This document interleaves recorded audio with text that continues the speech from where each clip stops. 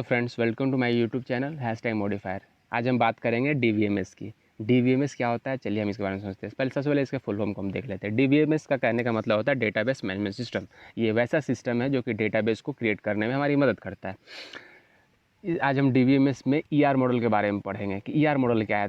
चलिए हम शुरू करते हैं। ईआर मॉडल क्या है, ये सबसे पहले हम ईआर का मतलब समझते हैं। ईआर का मतलब, ई का मतलब होता है एंटिटी और आर का मतलब होता है रिलेशनशिप। ईआर मॉडल का था एंटिटी रिलेशनशिप मॉडल। ये इसका यूज़ हम ये ईआर मॉडल जो है वो high level conceptual data modelling technique है। कहने का मतलब कि ये वाइड रेंज यूज़ की, मतलब ये ईआर डेटाबेस टेक्निक जो है डेटाबेस डिज़ाइन करने में यूज़ किया जाता है। और ईआर मॉडल एक बेस्ट ऑप्शन है तो डेटाबेस डिज़ाइन करने का। इससे पहले, इसके बाद हम ये भी पढ़ेंगे कि रिलेशनल मॉडल भी होता है डेटाबेस डिज़ाइन करने के लिए। लेकिन रिलेशनल मॉडल से ज़्यादा अच्छा टेक्निक ईआर मॉडल है, इसलिए हम इसको बहुत ज़्यादा तरह से यूज़ करते हैं। चलिए इसके बारे में आगे पढ़ते हैं। इसमें दो चीज़ होते हैं, एक ई और एक आर। एक फिगर के थ्रू आपको समझाया गया है कि एंटिटी क्या है और रिलेशनशिप क्या है। जैसे कि यहाँ पे दो एंटिटी दिया हुआ, वहाँ पे एक बीच में समझाया गया है कि ये इनके बीच में रिलेशनशिप है। और रिलेशनशिप को हमेशा एक डायमंड से डिनोट करते हैं और एंटिटी को हमेशा एक रेक्टेंगल से डिनोट करते हैं, ठीक है। और जो भी एट्रीब्यूट्स होते हैं हमारे ईआर डायग्राम में, उन एट्रीब्यूट्स को हम इलिप्स से डिनोट करते हैं। चलिए आगे पढ़ते हैं कि ईआर मॉडल के कुछ फैक्ट होते हैं। जैसे कि ईआर मॉडल जो होता है वो डेटाबेस डिज़ाइन करने में हमारी सहायता करता है। ईआर मॉडल जो है ग्राफिकल रिप्रेजेंटेशन है एक डेटाबेस का। फिर जैसे कि ईआर मॉडल जो है वो बहुत ही ज़्यादा मात्रा में यूज़ किया जाता है, मतलब बहुत ही ज़्यादा वाइड रेंज में यूज़ किया जाता है डेटाबेस मॉडलिंग के रूप में। और ये क्या करता है कि ये हमारे जो डेटाबेस का उसका स्ट्रक्चर को एक ग्राफ के द्वारा हमें समझाता है। और ईआर मॉडल में ये क्या करता है कि दो एंटिटी को डिनोट करता है कि इसमें एंटिटी क्या है और उनके बीच के रिलेशनशिप को डिनोट करता है। उसके बाद बात करते हैं कुछ फैक्ट है ईआर मॉडल के, ठीक है। कुछ इंपॉर्टेंट फैक्ट है कि why we are use ER diagrams. तो मैंने आपको जैसे पहले बता दिया कि ये बहुत ही इजी टेक्निक है तो डेटाबेस क्रिएट करने का, जिसकी वजह से इसको हम बहुत ज़्यादा यूज़ करते हैं। इसमें कोई भी आम इंसान भी डेटाबेस ईआर डायग्राम को देख करके डेटाबेस के बारे में समझ सकता है। उसके बाद हम बात करते हैं कि यही कुछ इसके इंपॉर्टेंट फैक्ट है। आप डिटेल्स पढ़ सकते हैं वीडियो को पॉज कर करके, या फिर पीडीएफ चाहिए तो आप मुझे इंस्टाग्राम पे या फिर कमेंट सेक्शन पे हमें कांटेक्ट करके इंस्टाग्राम पे आप वीडियो भी ले सकते हैं।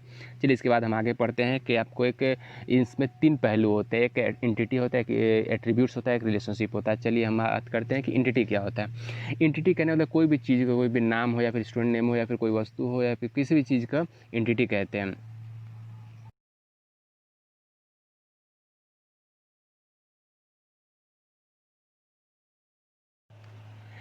तो जैसे कि आप फिगर में देख सकते हैं कि एंटिटी का एक कार का पिक्चर आपके सामने है, एक लड़का का पिक्चर आपके सामने है। ये एक एंटिटी के रूप में दिखता है। वहीं ठीक बगल में आप देख सकते हैं एक एट्रीब्यूट नेम है। चलिए इसको हम अच्छे से समझाते हैं आपको एंटिटी। चलिए हम फिगर के थोड़ा एट्रीब्यूट को, एंटिटी को, रिलेशन को समझते हैं। जैसे आप यहाँ देख सकते हैं कस्टमर दिया हुआ है, दूसरी तरफ एक एड्रेस दिया हुआ है, उन दोनों के बीच में एक डायमंड कलर का ज्योमेट्रिकल रिप्रेजेंटेशन है। ये डायमंड जो क्या है, उस कस्टमर उस एड्रेस के बीच में रिलेशनशिप स्थापित करता है। जैसे आप देख सकते हैं कि कस्टमर्स के बहुत सारे डिटेल्स दिया हुआ है, जैसे कस्टमर आईडी हो गया, एज हो गया, नेम हो गया, जेंडर हो गया, मोबाइल नंबर हो गया।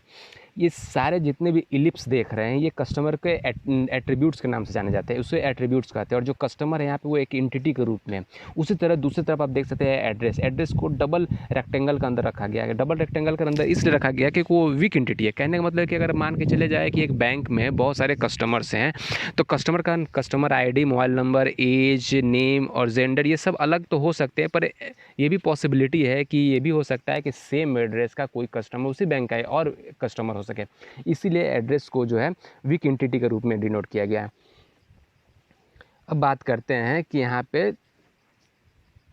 डायमंड की, जहाँ पे डबल डायमंड का आप सिंबल देख सकते हैं। डबल डायमंड इसलिए क्योंकि जब भी दो एंटिटी, जिसमें से एक एंटिटी वीक एंटिटी हो और एक स्ट्रॉन्ग एंटिटी हो, उन दोनों के बीच का जब भी रिलेशन डिनोट किया जाता है तो उसे हम वीक रिलेशन से डिनोट करते हैं। वीक रिलेशन डिनोट करने का सबसे अच्छा सिंबल है कि डबल डायमंड।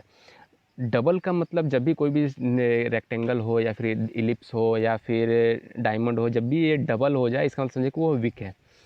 उसे यहाँ पे आप देख सकते हैं कस्टमर आईडी को अंडरलाइन किया गया। अंडरलाइन करने का मतलब इसको आप सब देख के समझ सकते हैं कि वो प्राइमरी की है। कहने का मतलब कस्टमर आईडी जो है, अगर एक बैंक में 1 लाख भी कस्टमर हो तो सारे कस्टमर्स का डिफरेंट डिफरेंट कस्टमर आईडी हो सकता है, इसलिए उसको प्राइमरी की डिनोट किया गया है। चलिए अब हम आगे बढ़ते हैं रिलेशनशिप के बारे में। रिलेशनशिप क्या है कि एक मान के चलिए, जैसे मैं ये पिछले फिगर में बताया है, जैसे यहाँ पे देख सकते हैं कि स्टूडेंट है और एक सामने कॉलेज दिख रहा होगा बगल फिगर में, उसी के बीच में एक स्टडी। कहने का मतलब है कि एक स्टूडेंट और कॉलेज के बीच में एजुकेशन एक माध्यम होता है जो उन दोनों को जोड़े रखता है, उसी माध्यम को हम रिलेशनशिप कहते हैं, रिलेशन कहते हैं। अब बात करते हैं स्ट्रॉन्ग एंटिटी और वीक एंटिटी की। तो स्ट्रॉन्ग एंटिटी और वीक एंटिटी में हम कुछ इंपॉर्टेंट चीज़ों को डिस्कस करते हैं, जैसे कि strong entity always has a primary key. कहने मतलब स्ट्रॉन्ग एंटिटी में हमेशा एक प्राइमरी की होता है, जो कि वीक एंटिटी में नहीं होता है। ठीक है, स्ट्रॉन्ग एंटिटीज़ को हम रेक्टेंगल से डिनोट करते हैं और वीक एंटिटी को डबल रेक्टेंगल से डिनोट करते हैं। यहाँ पे इट कंटेंट प्राइमरी की रिप्रेजेंट बाय अंडरलाइन सिंबल। हाँ, स्ट्रॉन्ग एंटिटी में जैसे मैंने पिछले पिक्चर में बताया है कि स्ट्रॉन्ग एंटिटी को प्राइमरी की को हम अंडरलाइन से डिनोट करते हैं, और यहाँ पर जो भी हमारा पार्शियल की होता है उसको हम डैश्ड अंडरलाइन से डिनोट करते हैं। मतलब कि वो अंडरलाइन तो होता है पर वो डैश करके दिया जाता है। जैसे उसके बाद हम बात करते हैं कि प्राइमरी की स्ट्रॉन्ग एंटिटी में primary key is one of attribute which help to identify its member. कह रहा है कि स्ट्रॉन्ग एंटिटी में जो होता है कि सिर्फ एक प्राइमरी की ही है जो कि एट्रीब्यूट्स को डिनोट करने में मदद करता है, जबकि ऐसा वीक एंटिटी में नहीं होता है। वीक एंटिटी में होता है कि in weak entity set it's a combination of primary key and partial key. Weak entity में क्या है, वीक एंटिटी सेट में क्या होता है कि जो वीक एंटिटी होता है वो कॉम्बिनेशन होता है प्राइमरी की और पार्शियल की का। उसके बाद हम बात करते हैं कि स्ट्रॉन्ग एंटिटी में in ER diagram the relationship between two strong entity shown by using a diamond symbol. जैसा कि पिछले फिगर में आपने देखा है कि डबल डायमंड का सिंबल यहाँ डिनोट कर, इसका मतलब ये हुआ है कि वो वीक रिलेशनशिप को डिनोट कर रहा था। वीक रिलेशनशिप अगर दो स्ट्रॉन्ग एंटिटी के बीच में रिलेशनशिप डिनोट करना है तो वो स्ट्रॉन्ग रिलेशनशिप कहलाएगा, और अगर एक स्ट्रॉन्ग एंटिटी हो और एक वीक एंटिटी हो, उन दोनों के बीच में जब भी रिलेशन डिनोट किया जाता है तो वो एक डबल डायमंड के थीम में डबल डायमंड से शो किया जाता है। चलिए आगे हम बढ़ते हैं अब एट्रीब्यूट्स के बारे में। जैसा कि आप देख सकते हैं फिगर। चलिए हम बात करते हैं ट्रांजैक्शन के बारे में। ट्रांजैक्शन जैसा कि आप जानते हैं कि जब भी किसी बैंक में या फिर कहीं भी कोई भी ट्रांजैक्शन किया जाता है तो उसको बहुत सारे डिटेल्स होते हैं, जैसे कि वो ट्रांजैक्शन नंबर होगा, ट्रांजैक्शन अमाउंट होगा, कितना अमाउंट ट्रांजैक्शन किया गया है, और किस टाइप का ट्रांजैक्शन था, वो पैसे की या फिर किसी मर्चेंट को पे किया गया था, किसी इंसान को पे किया गया था, किसी को पे किया गया था, वो उसका टाइप होता है। तो यहाँ पे जैसे आप देख सकते हैं कि ट्रांजैक्शन को एंटिटी कहते हैं, और जो भी ट्रांजैक्शन के जो भी डिटेल्स हैं उसको एट्रीब्यूट्स के नाम से जानते हैं। तो एट्रीब्यूट्स यही था। I hope you will understand. अब बात करते हैं कि एट्रीब्यूट्स कितने तरह के होते हैं। तो एट्रीब्यूट्स भी 4 तरह के होते हैं, जिसमें से सिंपल एट्रीब्यूट होते हैं, कंपोजिट एट्रीब्यूट होते हैं, डिराइव्ड एट्रीब्यूट होते हैं, मल्टीपल। सिंपल एट्रीब्यूट कहने का मतलब होता है कि वैसा एट्रीब्यूट जो can't be divided any further. जैसे एग्जांपल्स के देखते हैं, जैसे कि स्टूडेंट कॉन्टैक्ट नंबर। आप जैसे जानते हैं कि कॉन्टैक्ट नंबर को डिवाइड नहीं किया जा सकता, अगर वो उसको डिवाइड कर दिया जाए तो उसको कॉन्टैक्ट नंबर फिर नहीं कहेंगे, इसलिए वो सिंपल एट्रीब्यूट का एग्जांपल है। कंपोजिट एट्रीब्यूट एग्जांपल्स लेते हैं, जैसे मान के चलते हैं कि एक स्टूडेंट का नेम होता है, तो एक स्टूडेंट के नेम को हम डिवाइड कर सकते हैं, जैसे कि हम कहते हैं कि first name, middle name, last name. तो इस तरह के जो भी एट्रीब्यूट होते हैं उनको हम कंपोजिट एट्रीब्यूट के नाम से जानते हैं। अब बात करते हैं कि डिराइव्ड एट्रीब्यूट।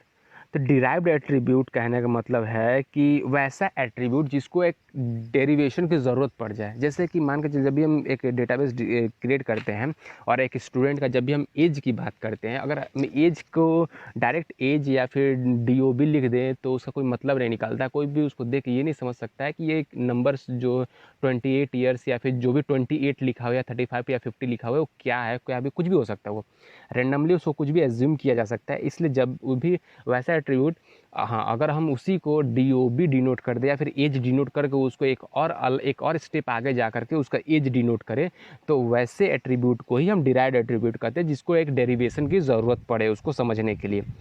अब बात करते हैं मल्टी वैलिड एट्रीब्यूट के लिए। तो मल्टी वैलिड एट्रीब्यूट एक एग्जांपल लेते हैं, जैसे कि मोबाइल नंबर हो गया या फिर जीमेल आईडी हो गया। कहने का मतलब है कि मल्टी वैलिड मतलब कि एक कस्टमर्स के कई सारे मोबाइल नंबर हो सकते हैं, कई सारे जीमेल आईडी हो सकते हैं। तो वैसे तो जीमेल आईडी भी एक एट्रीब्यूट है, मोबाइल नंबर भी एक एट्रीब्यूट है, लेकिन ये एट्रीब्यूट मल्टी वैल्यू मतलब बहुत सारे हो सकते हैं एट्रीब्यूट। एक कस्टमर के बहुत सारी ये डिटेल्स हो सकते हैं कि बहुत सारे मोबाइल नंबर हो या बहुत सारे जीमेल आईडी हो। चलिए अब हम बात करते हैं कार्डिनलिटी। कार्डिनलिटी क्या होता है कि जब भी कोई डेटा डायग्राम हम देखते हैं तो उसमें जब भी रिलेशनशिप होता है तो उस रिलेशनशिप बहुत तरह का होता है, जैसे कि एक कस्टमर और एक एड्रेस के बीच में रिलेशनशिप हो सकता है। तो उस रिलेशनशिप को कई तरह का डिवाइड किया गया है, तो उसी का टाइप्स को और न्यूमेरिकली वैल्यू में हम डिनोट करते हैं। तो उस क्या है उसका टाइप्स को पढ़ते हैं, जैसे कि 1 to 1 रिलेशनशिप हो सकते हैं, 1 to मैनी रिलेशनशिप हो सकते हैं, मैनी टू 1 रिलेशनशिप हो सकते हैं और मैनी टू मैनी रिलेशनशिप हो सकते हैं। इसी को हम आगे थोड़ा समझने के लिए आगे फॉरवर्ड करते हैं। आप जैसे फिगर में देख सकते हैं कि एक पिक्चर दिया हुआ है, एक कंपनी है, एक एम्प्लॉय है, एक प्रोजेक्ट है। जैसा कि आप जानते हैं कि एक कंपनी में बहुत सारे एम्प्लॉय होते हैं और अगर हम रिलेशनशिप निकालें एक कंपनी का एक कंपनी का उसके एम्प्लॉय के साथ रिलेशनशिप को डिनोट करें तो कंपनी एक, इसका मतलब कि 1। कंपनी में बहुत सारे एम्प्लॉय होते हैं, इसका मतलब कि मैनी। इसका मतलब ये कंपनी का अगर हम एम्प्लॉय के साथ अगर हम रिलेशनशिप निकालते हैं तो वो 1 to मैनी रिलेशनशिप का अंतर्गत जाता है। उसी चीज़ को हम रिवर्स कर सकते हैं कि अगर हम एम्प्लॉय का रिलेशनशिप अगर कंपनी के डिनोट से शो करना चाहें तो मैनी टू 1 हो जाता है। अब उसी तरह बात करते हैं कि सारे एम्प्लॉय जो है वो अलग अलग प्रोजेक्ट में काम करते हैं। तो भाई एम्प्लॉय भी बहुत सारे होते हैं, तो कंपनी में बहुत सारे प्रोजेक्ट भी चलते हैं, सबके अलग अलग प्रोजेक्ट होते हैं। तो इसका कहता है कि कंपनी में एम्प्लॉय बहुत सारे हैं, मतलब मेनी एम्प्लॉय मेनी प्रोजेक्ट। इसका ये मतलब है कि मेनी टू मेनी रिलेशनशिप इसको कहते हैं। अब बात करते हैं, चलिए अब हम this is the last but not the least. चलिए हम बात करते हैं अब तक जो हमने पढ़ा उसके कुछ महत्वपूर्ण फैक्ट के बारे में पढ़ते हैं। जैसे कि यार डायग्राम जो होता है वो एक high level data modelling technique है। यार मॉडल में बेसिक कॉन्सेप्ट जो होते हैं वो होते हैं एंटिटी एट्रीब्यूट रिलेशनशिप के बारे में पढ़ते हैं। यार मॉडल जो है उसमें वीक एंटिटी का कोई भी की नहीं होता है। यार मॉडल्स में यार डायग्राम में वो हमेशा जब भी यार डायग्राम डिस्क्राइब किया जाता है या क्रिएट किया जाता है उससे पहले हमें ये श्योर हो जाना चाहिए कि जो उसमें एंटिटी है और उनका रिलेशनशिप आपस में सही है या नहीं है। चलिए इस वीडियो को हम यहीं पॉज करते हैं, उसके बाद हम देखते हैं अगले वीडियो में मिलते हैं रिलेशन मॉडल के साथ। तब तक के लिए bye, thank you, take care.